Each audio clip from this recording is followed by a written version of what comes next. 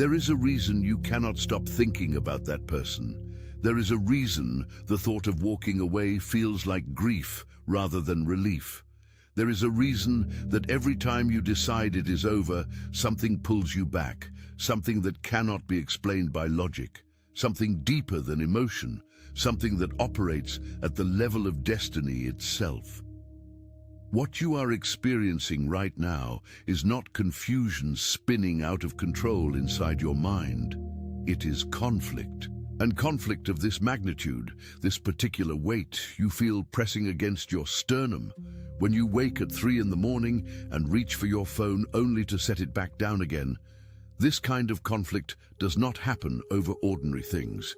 It does not happen over connections that carry no divine weight. It happens when the enemy has identified something that heaven designed, something that was stitched together in the spiritual realm long before either of you took your first breath on this earth, and he is now desperate, frantic even, to dismantle it before it reaches its full assignment. The very first truth you must absorb today is this: the enemy does not attack what is insignificant. He does not invest coordinated resources into destroying a connection that carries no kingdom consequence. If this relationship were irrelevant to the eternal plan, if it were just two lonely people finding temporary comfort, the enemy would have let it dissolve on its own. He would have stepped back and watched entropy do his work for him. He would not have needed to engineer the confusion, amplify the silences, twist the small moments into catastrophic wounds, manufacture misunderstandings out of thin air, or whisper relentlessly into your exhausted mind that it is time, finally time, to walk away and stop fighting for something that clearly is not working. The very precision of these attacks is your intelligence briefing. The very fact that the opposition has been this consistent, this targeted, this surgically accurate in hitting exactly where you are most vulnerable, that is not random spiritual weather. That is coordinated warfare. And wars of this intensity are only waged over territory that matters. You will not defeat this attack alone. The weight you have been carrying, the impossible emotional exhaustion of holding on when everything around you screams to let go, the way your body physically aches with the grief of a separation that has not even been officially declared. That is not weakness. That is the signature of a targeted campaign designed to break you through isolation. Breaking these emotional hexes requires a higher code, which is exactly why I just released the 3 keys to a prosperous life trilogy, whose unlocking link is in the pinned comment. Access it before the fog blinds you again, before the enemy convinces you that one more day of silence means one more day of proof that you should have left already. The enemy's entire strategy depends on you operating alone, on you being too exhausted and too embarrassed by how much you still care to reach for the tools that were specifically assembled for this battle. You do not have to keep fighting with your bare hands. The code exists. The key is there. Do not let pride or pain keep you from picking it up before the window closes. Now understand the mechanics of how this attack actually operates, because the enemy rarely comes at you directly and openly. He cannot destroy the connection from the outside, which means he moves to destroy it from the inside. He sets up operations inside your thought life, building a headquarters in the space between what happened and what you interpret it to mean. He plants conclusions that sound exactly like wisdom. He makes walking away feel like maturity. He makes giving up sound like self-respect. He makes the silence between you and that person feel like evidence of abandonment, like proof that you were never truly wanted, like the final confirmation of every fear your childhood already carved into your nervous system. He takes every real hurt, every moment of genuine uncertainty, every prayer that seemed to go unanswered, every night you cried and felt nothing shift, and he weaponizes it all into a legal case against holding on. He is not fighting your feelings. He is hijacking your perception, because he understands something that he needs you never to discover. If he can corrupt what you see, he controls what you decide. The battlefield has never been between you and that person. The battlefield has always been between truth and the distortion of truth inside the courtroom of your own mind. Every intrusive thought that whispers, "You are foolish for still caring." Every phantom memory that surfaces at 2 in the morning to remind you of every time you felt unseen. Every surge of pride that builds a logical argument for why leaving is the only dignified choice.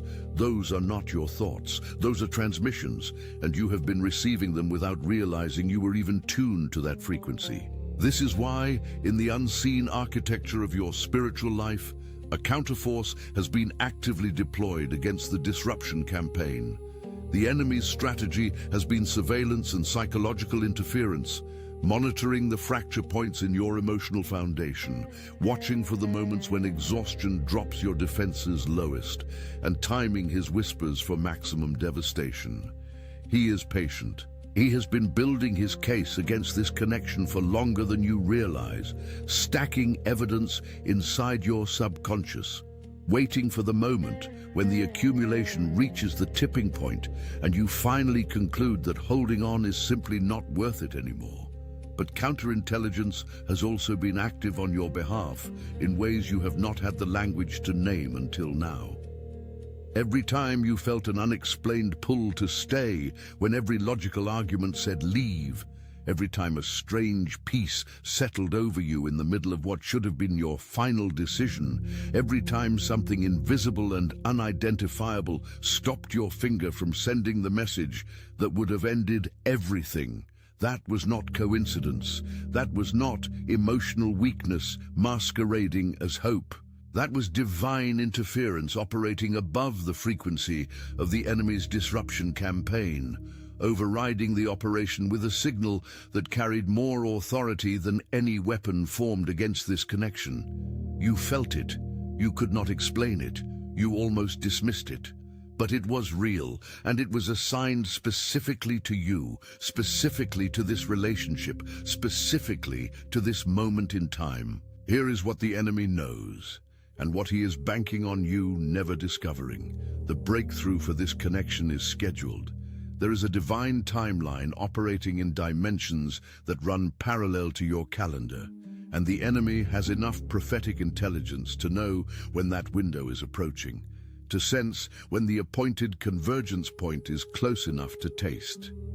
This is why the pressure always seems to intensify right before something shifts. This is why the urge to give up does not gradually fade as time passes, but instead becomes loudest and most specific and most convincing in the exact season when the answer is closest to manifestation.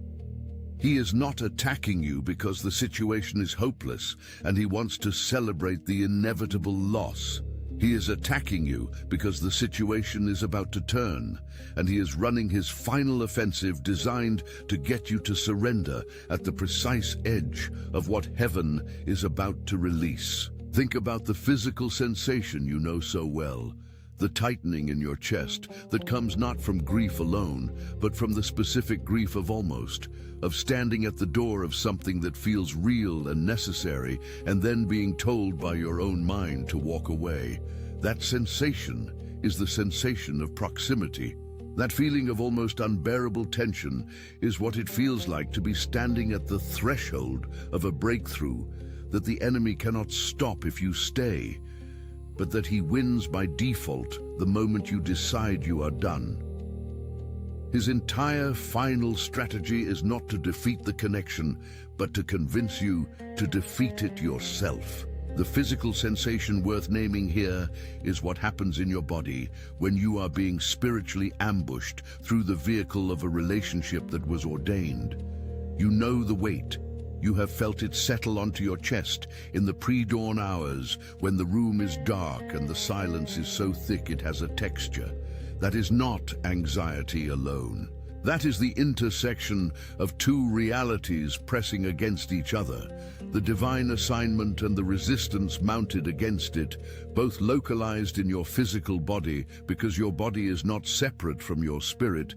It is the vessel through which the spirit broadcasts its condition. When you feel that weight, When your legs feel heavy with a grief that has no clean explanation, when you run through the scenario in your mind, and no matter how many times you rehearse walking away, the rehearsal ends with you still in the same place. That is your spirit refusing to cooperate with an instruction that did not originate in heaven. Your intrusive thought in those moments is the enemy's closing argument. It sounds like your own voice. It uses your own vocabulary. It references your own memories, but the conclusion it drives toward, the conclusion that says, "Release this, it is not worth it, you have given enough," that conclusion did not come from the part of you that was built in the image of the divine. It came from the part that has been under sustained psychological siege, and now you know the difference. Understand what this connection actually is at its core. Stripped of every romantic narrative and every emotional projection. God does not engineer relationships for mere companionship or comfort or the simple satisfaction of not being alone. He builds divine partnerships for kingdom execution, for the completion of assignments that require specific combinations of gifting, specific testimonies, specific wounds that have been healed into specific wisdom that no other pairing could produce. The union you are fighting for carries an assignment that cannot be completed through any other combination of people on this earth, in this generation, in this specific window of time. There is healing meant to emerge from this connection that would not exist without it. There is a testimony being written right now in the middle of the warfare that will one day reach someone who is standing at the same edge you are standing on right now, ready to give up on something heaven ordained. And your story of holding on will be the exact word they needed to hear to stay. There is generational breakthrough contained in this bond. There is restoration whose scope reaches beyond the two of you into bloodlines and futures and people not yet born. The intensity of what you have felt for this person has never been casual, and intensity matches weight. Casual connections do not attract this level of warfare. Only assignments that threaten principalities and powers generate this category of sustained, coordinated, precision-targeted spiritual attack. Every time the fight has felt like too much, you were not receiving a signal to quit. You were receiving confirmation of the value of what you are protecting. The enemy knows something about betrayal that he uses as one of his sharpest weapons against divinely ordained connections. He knows that the most effective way to dismantle something from the inside is not to send an obvious enemy, but to work through someone close enough to share your tent, someone whose face you trust, someone whose access to your inner world gives them the power to wound in ways a stranger never could. You may have already experienced this. You may have already lived through the moment when someone you considered safe, someone who sat at your table and knew your private hopes about this connection, became the voice that tried to convince you most aggressively to give up. The spiritual dimension of that betrayal is not incidental. The enemy assigns his most effective operatives to the people with the most access.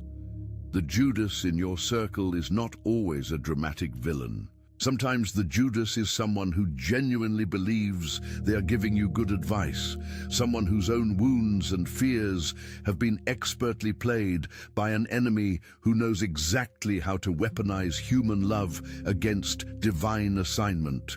When the people closest to you are the ones most loudly encouraging you to abandon this connection, pay attention to what they cannot see. Pay attention to the dimension of this battle that is invisible to human eyes, operating without spiritual clarity. The counsel may be sincere and still be wrong. The love may be real and still be compromised. You are allowed to receive the love and reject the instruction. Consider the animal who senses what the human eye cannot yet see. You know this instinctively. You have seen it. The dog who suddenly stiffens and growls when a person who presents themselves as warmth and friendship walks through the door. The animal is not being dramatic. The animal does not have the social programming that tells it to override its perception in order to avoid awkwardness. The animal simply responds to what is actually there, to the frequency being broadcast beneath the performance of friendship, beneath the smile that never quite connects to the eyes because the eyes are calculating while the mouth is charming. This is a form of intelligence that the enemy cannot jam. It operates below the level of language and argument, which means it operates below the level of his primary tools. You have had that same animal instinct fire inside you about certain people in your life.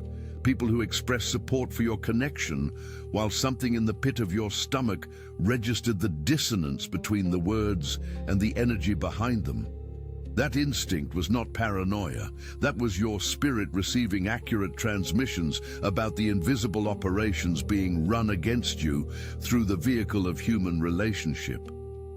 The reacting animal in you is not something to suppress. It is a surveillance instrument.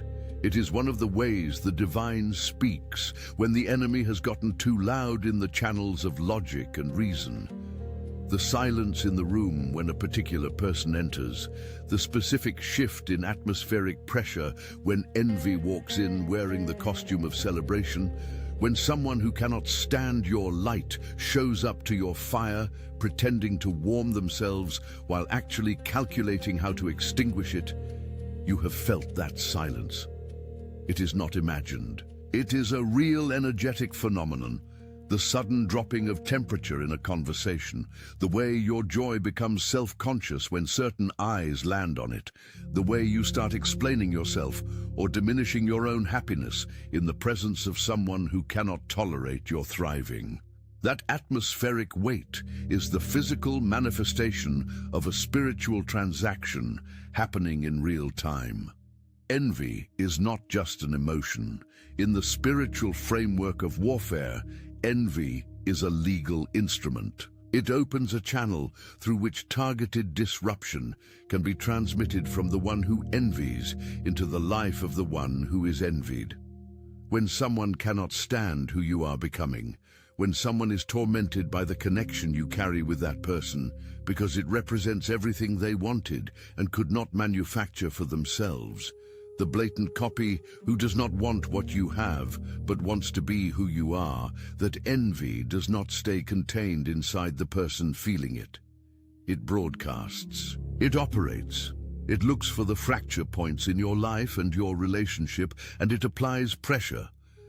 As I teach heavily and deeply to those who arrive at the 3 Keys to a Prosperous Life trilogy, I've already left the link for you in the pinned comment. This weight on your chest is just a symptom of a much older and more sophisticated attack than you have been giving it credit for.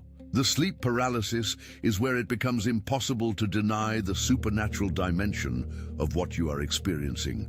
You know the hour. You have lived it. The body locked, the mind terrifyingly alert. The awareness of a presence in the room that the waking world refuses to validate, because it cannot be photographed or measured or presented as evidence in any court that operates according to the rules of the visible world. But you felt it. You felt the weight settle onto your chest with a specificity that random physiological events cannot fully account for. You lay there unable to call out, unable to move, hyper-aware of a darkness that was not empty but occupied. And in that space between sleep and waking, where the veil between dimensions becomes thin enough to feel, you received communications, not always in language, sometimes in the sensation of being studied, sometimes in the specific intrusive thought that arrived in that paralyzed state, with a clarity and a cruelty that felt imported from somewhere outside your own psychology. The enemy operates most aggressively in that threshold space, because that is where your defenses are lowest and where the boundary between the physical and spiritual world is at its thinnest. What he does in that space is not random haunting. It is targeted briefing. He is delivering to your subconscious the case he has been building against your connection with that person, planting conclusions below the level of your conscious mind's ability to fact-check them, ensuring that when you wake and reach for your phone and feel the familiar grief of unresolved distance, you are not operating from a clean baseline, but from a subconscious that has just been worked on by the enemy while you were defenseless. This is why spiritual warfare cannot be fought only in the hours when you are awake and alert and feeling strong. The battle runs continuously. The protection must be continuous. The declaration must be spoken into that threshold space, even in the half-sleep, even in the paralysis, even when the words feel like they are moving through concrete. The burned-out light bulb is the moment when the physical world begins to manifest the stress of the spiritual battle. And it is one of the most disorienting experiences because it removes the comfortable boundary between the invisible war and your everyday life. You have felt this, the appliance that fails in the middle of your lowest moment, the technology that glitches precisely when you were about to make a decision that would have moved you in the right direction. The power that flickers when the atmosphere in the room becomes charged with something that has nothing to do with electricity and everything to do with energy that cannot be contained in the physical infrastructure around it. This is not superstition. This is the observable bleed-through of a spiritual environment under extreme duress into the material world that is always, already, a projection of the spiritual one. When the oppression spikes, when the interference reaches a certain threshold of intensity, the physical world registers it. The body gets sick, the systems fail, the objects break. The environment becomes a mirror of the internal war being waged at a frequency that most people have not been given the vocabulary to name. Your primitive memory knows this. Some part of you recognized it as significant even before you had a framework to explain it. That recognition was accurate. The material disruptions in your life have not been separate from the spiritual assault on your connection. They have been the same assault expressed in a different language, the language of the visible world, the language that gets your attention when the invisible language has been successfully suppressed. The numerical patterns arrive like dispatches from a dimension that is trying to reach you through the only medium that penetrates both worlds without requiring translation. You are sitting in the middle of your lowest moment, the moment when the weight of holding on has become almost indistinguishable from the weight of letting go, when something makes you look at the clock and the numbers looking back at you are not random. They carry a charge. They feel like a response to an inner state you did not speak aloud. The 11:11 that appears on the day you have almost decided it is over. The 3:33 that arrives in the hour when the darkness is at its most persuasive. These are not decorations from the universe designed to make you feel temporarily better before the grief returns. These are coordinates. They are the spiritual realm's equivalent of a flag planted in your timeline, a marker that says, this moment is being witnessed, this battle is being tracked. You are not operating in the dark, even when the dark is all you can currently see. The enemy cannot replicate this. He can manufacture fear and doubt and confusion, but he cannot forge the frequency of a divine confirmation.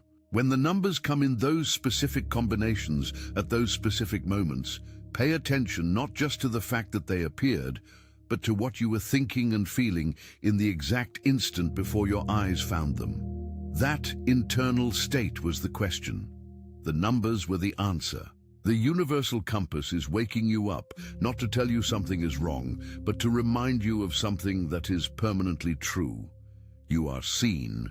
The connection is known, the assignment is intact, and the breakthrough is already in motion beneath the surface of what your current circumstances allow you to see. The dream of persecution arrives with a physical memory that your body carries into waking life.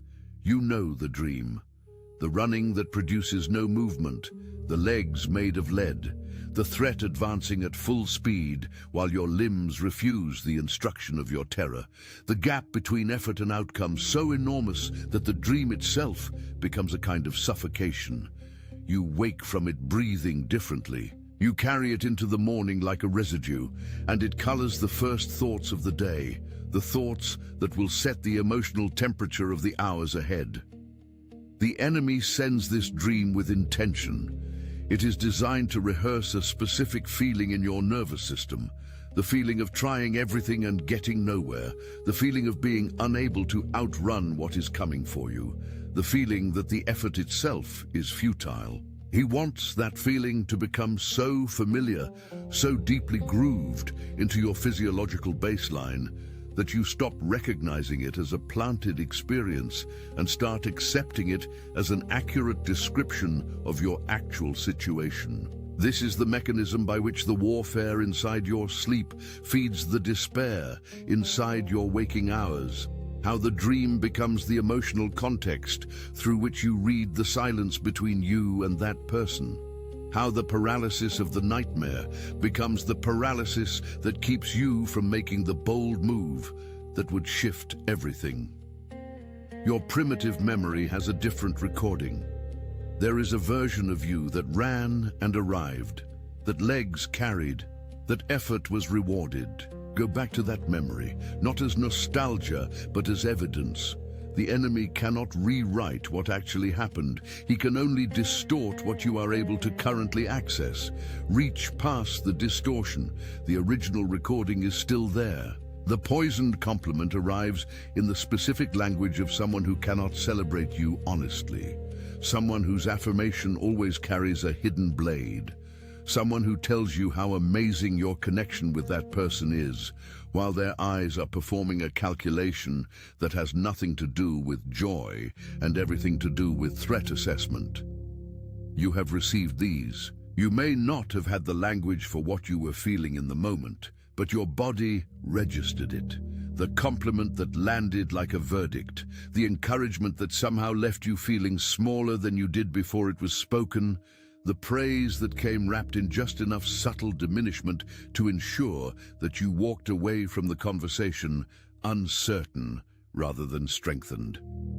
This is the narcissist's most sophisticated instrument. It is not the obvious cruelty that leaves clear evidence. It is the smile that does not reach the eyes of someone who is performing support while internally cataloging every vulnerability your openness just revealed. The spiritual weight of this is enormous. Every poisoned compliment that enters your atmosphere without being identified and rejected at the door creates an access point. It leaves a residue in your perception of the connection being discussed. Over time, the accumulation of these microdoses of poison creates a contaminated lens through which you begin to read the relationship, until what you are seeing is not the divine assignment clearly, but a distorted version of it, filtered through the enemy's carefully curated narrative, delivered by a human messenger who may not even fully understand the role they are playing in a battle larger than their own consciousness. The blatant copy is among the most confusing and most spiritually significant signs that you are carrying something real. They do not want what you have in the sense of possessions or achievements that could theoretically be replicated with enough effort. They want to be who you are. They want the specific quality of your light, the particular texture of your peace, the way that person looks at you with a recognition that says, "I know what you carry, and I have been waiting for it." The way the connection between you and that person broadcasts a frequency that everyone in the room can feel, even when neither of you is performing anything. This is the thing that drives the copy into a frenzy of imitation that is never quite right, that is always slightly off, in the way that a forgery is always slightly off, carrying the shape but missing the life. The spiritual tribunal recognizes this imitation for what it is, an acknowledgement. When someone copies you without being able to name exactly what it is they are trying to replicate, they are confessing that something in you is original, is anointed, is coming from a source they cannot access through effort alone. Your connection with that person is part of what they see and cannot duplicate. The partnership itself carries a frequency of divine assignment that is visible to the spiritual senses, even of those who do not have the vocabulary for what they are perceiving. The copy is not simply flattery misfired. The copy is confirmation. Let the confirmation register. Let it remind you in the middle of the warfare that what you are protecting is real, is singular, is irreplaceable, and that the enemy knows it even when your exhausted mind is questioning it. The unexpected betrayal carries a specific flavor of wound that is unlike any other because it arrives through the door of trust, which is the door you deliberately left open, which is the door you have been protecting and maintaining even when the warfare was loudest, because you understood at some level that the connection depended on someone being willing to remain open in the middle of the assault.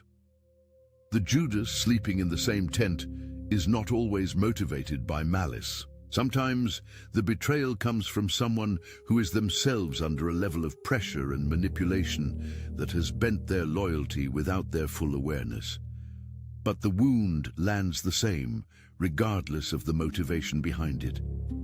You trusted someone with something sacred, something connected to this relationship, something that represented your private hope and your specific vulnerability, and they used it in a way that felt like a violation of the covenant of friendship. The physical sensation of this betrayal is a particular kind of cold, a cooling of the room that happens inside your chest rather than in the air around you. The intrusive thought that follows it is the one the enemy has been building toward. If even this person, if even someone this close, then maybe the connection itself is not what I thought it was. That thought is the objective of the betrayal. Not the betrayal itself, but the interpretation of it that the enemy has been preparing you to receive. The spiritual action required in the aftermath of this wound is not the suppression of the pain. It is the separation of the wound from the verdict. You can be genuinely hurt and still refuse to let the hurt become a judgment about the divine nature of the assignment. The betrayal was human. The assignment is not. The solitary victory is perhaps the most spiritually complex experience in the entire architecture of the warfare against a divinely ordained connection, because it is the moment when the breakthrough arrives and you are standing in it alone, when the thing you fought for finally manifests and there is no one beside you yet to receive it with you, when you break through the barrier that has been holding you back and the evidence of the promotion is undeniable. And you should be crying tears of gratitude, but instead, the tears that come are the tears of isolation, the grief of winning something that was meant to be shared, and finding yourself still in the waiting, still in the not yet, still carrying the fullness of the victory in a vessel that aches with the absence of the one it was designed to be shared with. This moment is one the enemy specifically engineers, because he understands its psychological mechanism with terrifying precision. If he cannot stop the breakthrough, he will try to use the breakthrough itself as a weapon against the hope that sustained it. He will try to convert the victory into evidence that the connection is not coming, that the promotion arrived without the partnership that heaven gave